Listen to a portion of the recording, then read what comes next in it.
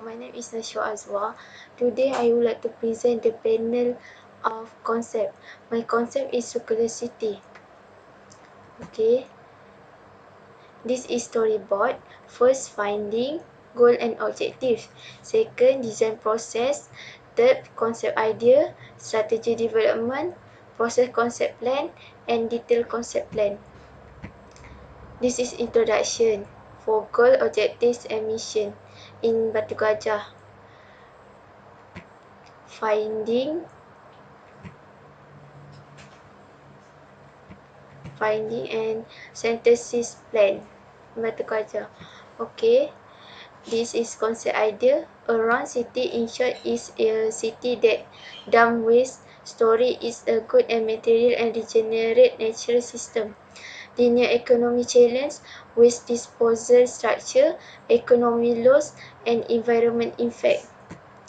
This is development strategy for circular city, help pedestrian and bike lane along the road, attractive accessibility, green space, increase social interaction, urban design, streetscape along road at Batu Gajah, provide more street furniture, environment, establish the pocket park, public transport clean and share smart logistic, improve collection waste in community area, economy, train and bus be a main public transport, conservation the old building commercial forgive the historic city and also attract the visitor. This is process concept plan. First, provide bike lane and pedestrian. This concept has been proposed to create safe walking paths and cycling lane as well as to connect user to destination. Provide bike and pedestrian lane to encourage community walkability and cycling. This is second, open space and infill lot to provide new pocket park for attract activity. Add a commercial activity by making a cafe outside the story in the old building to attract visitor. Third, urban design. Urban design, Palm Rostonia Regia provide in bike lane and pedestrian. Provide more street furniture in area commercial, more street furniture scape along the roadside and landscape planting.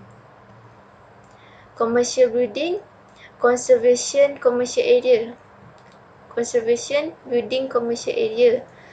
Regeneration building commercial to add commercial activity like a cafe. Preservation the old building. This is overall for detailed concept. This is metric finding that I have in circular city, quality of life, environment management and balanced economic development. Summary of quality of life and safety, ensure the safety of pedestrian and cycling by placing safety element along the road.